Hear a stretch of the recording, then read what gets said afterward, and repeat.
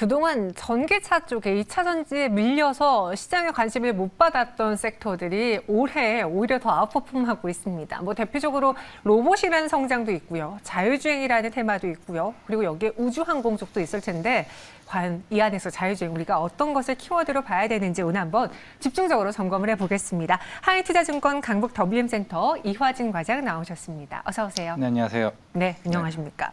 참 모든 주식시장은 그 네. 성장하는 거, 이슈가 되는 거를 굉장히 재빠르게 발빠르게 찾는 것 같은데요. 네.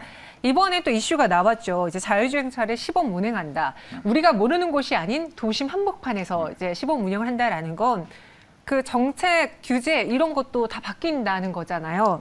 이번에 테슬라와 다른 점은 무엇인지 이 이슈가 주는 그 주안점, 의미를 좀 분석해 주시죠. 뭐 일단 테슬라 같은 경우는 그동안 이제 카메라랑 이제 레이더로 통해 가지고 자율주행을 했었다면은 사실 이번 같은 경우는 카메라와 레이더와 이게 라이다 기술까지 통합적으로 합쳐진 이제 레벨 4의 4단계에 따른 이제 자율주행 시행했다는 게 굉장히 의미가 크고요. 물론 머스크 같은 경우는 아까 앞에 말씀드렸던 것처럼 카메라나 이제 레이더를 했지만은 심지어 레이더까지 빼고 이제 AI 기술만으로 자율주행을 하겠다고 얘기를 했었는데 사실 결국에는 자율주행에서 제일 중요한 거는 결국에는 안정성이 제일 중요하다 보니까 그렇죠. 결국엔 이러한 상황이 어제 어떻게 보면 획기적인 차가 알아서 유턴을 했다는 걸 의미해서 어떻게 보면 레벨 4에 대한 부분들이 성공적인 의미라고 해서 오늘 어떻게 보면 시장에서 큰 반응을 일으켰던 것 같습니다. 오, 이 자율주행차가 알아서 유턴다고 그러나요? 네, 일단은 그게 레벨 4 단계가 사실 아직 어느 나라도 지금 시행되지 않았고 그나마 독일이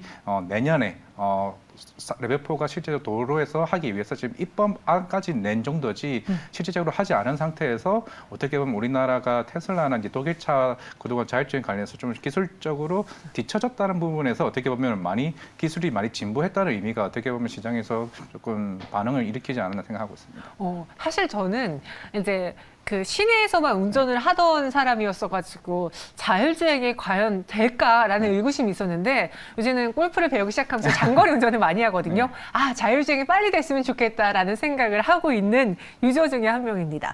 이 상용화 기대 때문에 오늘장 관련주들은 굉장히 뜨겁게 움직이고 있고 상한가까지 가기도 했는데요.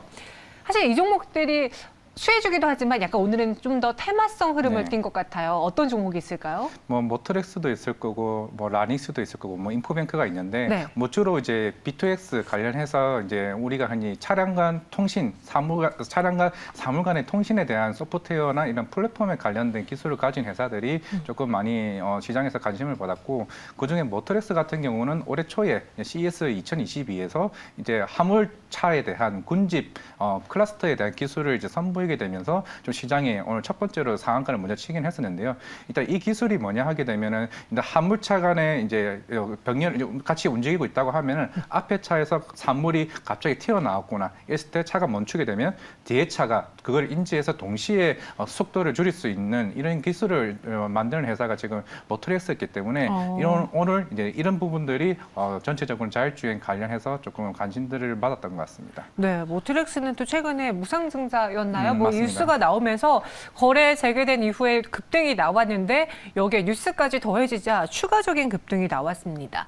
이런 찐수에 하지만 오늘 테마성 흐름을 띠면서 폭발적으로 상승한 종목이 있는데 조금 우리가 냉정하게 이 시장을 바라보자면은 자율주행 시장에서 가장 중요한 기술은 뭘까요? 제가 봤을 땐 눈도 중요하니까 카메라가 중요하고 여기에 서로 간의 통신이 빠르게 돼야 된다. 그렇죠. 이거 5G 없이면 안 된다면서요? 네, 맞습니다. 그만큼 뭐 5G도 지금 이제 결국에는 하반기부터 얘기가 계속 나왔다는 이유도 그만큼 이제 뭐 메타버스나 이런 자율주행이나 결국엔 고부가 가치에 대한 반도체나 이런 부분들이 통신 장비나 이런 부분들이 이게 모든 게 같이 기술적으로 연계가 돼야 되는 부분이기 때문에 이게 뭐 오늘 자율주행 관련주라고 해서 이제 뭐 B2X뿐만 아니라 아마 연달아 카메라나 전체적인 5G나 앞에 말씀드렸던 차량용 반도체 부분들이 결국 고부가 가치 기술들이 다 한꺼번에 몰려져야 지금 가치 같이 덩달아 향후에 뭐 자율주행 관련 차들이 나올 수 있는 부분이기 때문에 그래서 지금 이제 라이다 기술 관련해서 지금 어떻게 보면은 시장이 더 관심을 가질 수 있지 않나라고 생각하고 있습니다. 네, 자율주행차의 눈인 카메라, 레이더, 라이더라고 이야기를 해주셨습니다. 라이다가 레이더랑은 레이저. 다르잖아요. 예. 레이저 빔을 통해서 그 거리를 알아내는 건가요? 그러니까 레이더 같은 경우는 전파를 통해서 하는 거라고 하면은 네. 이제 말씀드린 라이다 같은 경우는 레이저를 통해서 할 수 있기 때문에 네. 오히려 좀 더 세밀합니다. 아. 그만큼 가격도 조금 비싸기 때문에 사실 테슬라 머스크 같은 경우는 라이다 자체는 할 필요가 없다라고 얘기를 하고 있는 상황이었고 그만큼 카메라를 오히려 더 많이 쓰는 테슬라 입장이라고 하면은 네. 라이다 같은 경우는 앞에 말씀드렸다시피 제일 중요한 게 안전성이기 때문에 오히려 더 세밀하게 오히려 앞차와의 간격이나 이런 부분들이 좀 더 보장될 수 있는 그 기술이라고 좀 생각해 볼 수 있을 것 같습니다. 처음에 저 라이다 공부할 때는 뭐 레이더 잘못 썼나 이렇게 생각했는데 서로 차이점이 있습니다. 장점과 단점이 좀 다르게 있고 지금부터는 조금 더 이 시장을 압축해서 여쭤볼게요. 사실 저희 패널분들이 왜 자꾸 뭐 아니면 도 이런 식으로 질문을 하시냐 가끔 불평을 하시는데 저희가 선택지가 너무 많지 않기 때문에 압축이 필요합니다. 먼저 자율주행 차와 어떻게 보면 로봇이 좀 비슷한 기능들이 들어가잖아요. 자율주행차, 자율주행 로봇.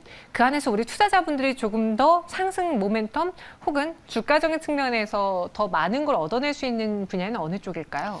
일단 저는 로봇이라고 일단 생각을 하고는 있습니다. 또 뭐 자율주행도 어떻게 보면 지금 거기도 아까 말씀드렸지만 내년쯤에는 4단계가 실제로 도로 교통에서 지금 움직일 수 있는 차이기 때문에 네. 물론 생각보다 먼 미래다 아니다 생각을 하면은 5단계, 6단계는 모르겠지만은 4단계가 뭐 내년까지 들어온다고 하게 되면 물론 수혜를 받을 수 있지만은 제가 봤을 때 로봇이 조금 이제 시장에서 계속 관심을 받을 수 있을 것 같습니다.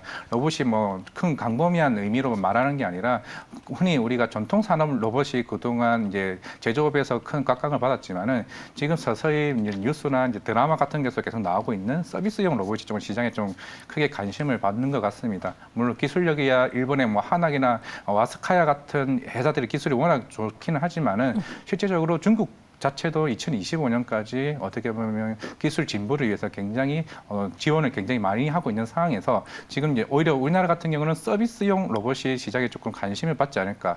실제로 우리가 식당이나 호텔 같은 곳에서도 이제 서빙 로봇이 나오고는 있는데 실제로 이런 가게들 이제 흔히 우리가 제가 아는 기업 중에서 제우스라는 기업도 커피숍에서 이제 다관절 로봇을 통해 가지고 커피를 만드는 회사가 꾸준히 나오고 있습니다. 물론 로봇이 비싼데 어떻게 할 수 있겠냐 하겠지만은 제가 봤을 때는 이런 구조 차이가 서서히 바뀌는 게 뭐냐면은 렌탈 서비스로 바꾸게 되면은 결국 월 한 100에서 200 정도면 충분히 우리가 대중화될 수 있는 서비스용 로봇 자체가 시장에 나오게 된다면은 이제는 우리가 꿈의 종목이 아닌 오히려 시장에서 우리가 쉽게 접할 수 있는 로봇에 대한 종목들이라고 하게 되면은 좀 그쪽에 관심을 가져도 되지 않을까 생각을 하고 있습니다. 저희 시청자분들도요, 막상막하긴 한데 살짝 로봇 쪽이 조금 더 우세한 것 같아요. 근데 우리가 이걸 고민하기보다 둘 다 들어가는 산업으로 기술력으로 집중하면은 두 마리 토끼를 잡을 수 있을 텐데 예. 뭐가 있을까요? 카메라 이쪽인가요?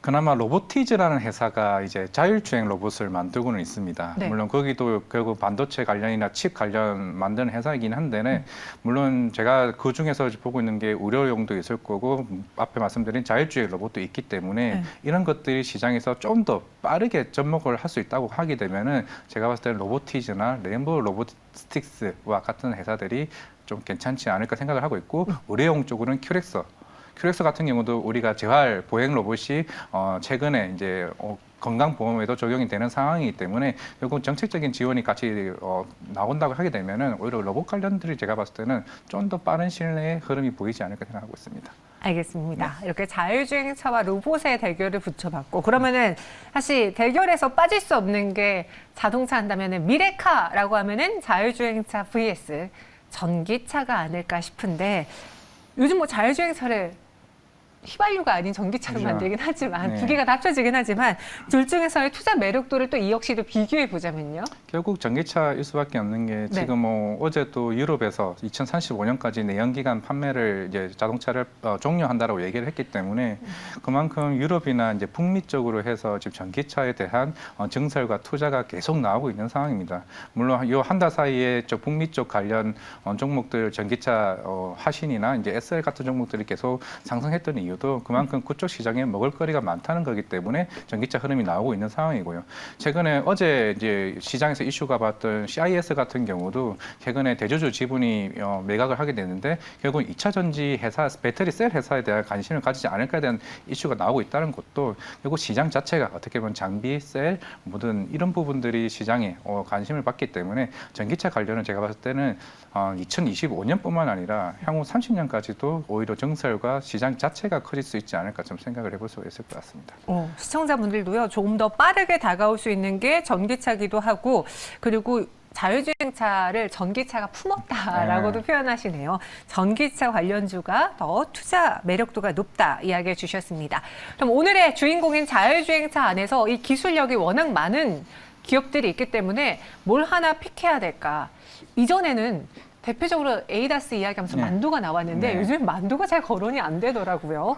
자율주행 관련주로 탑픽 하나 골라주시죠. 사실 주변에서도 만도 현대모비스 얘기를 하는데 사실 이렇게 무거운 어차피 제가 봤을 때는 움직이면 같이 움직일 것 같습니다. 그렇게 한다고 하면은 당연히 수익률이 높을 수 있는 뭐 모트렉스 이런 회사들이 어떻게 보면 시장에서 어떻게 오늘 가장 먼저 움직였던 게 모트렉스였기 때문에 물론 지금 상황에서 산다는 건 부담이 될 수 있을 것 같습니다. 분명 당분간은 지금 시장 자체가 업종별로 테마가 움직이는 상황이기 때문에 우리가 중장기적 입장에서 봤을 때 모트렉스가 향후에 주가가 조금 빠지거나 조금 기회를 준다고 얘기를 했을 때 한번 중장기적으로 좀 접근을 해도 되지 않을까 생각을 하고 있습니다.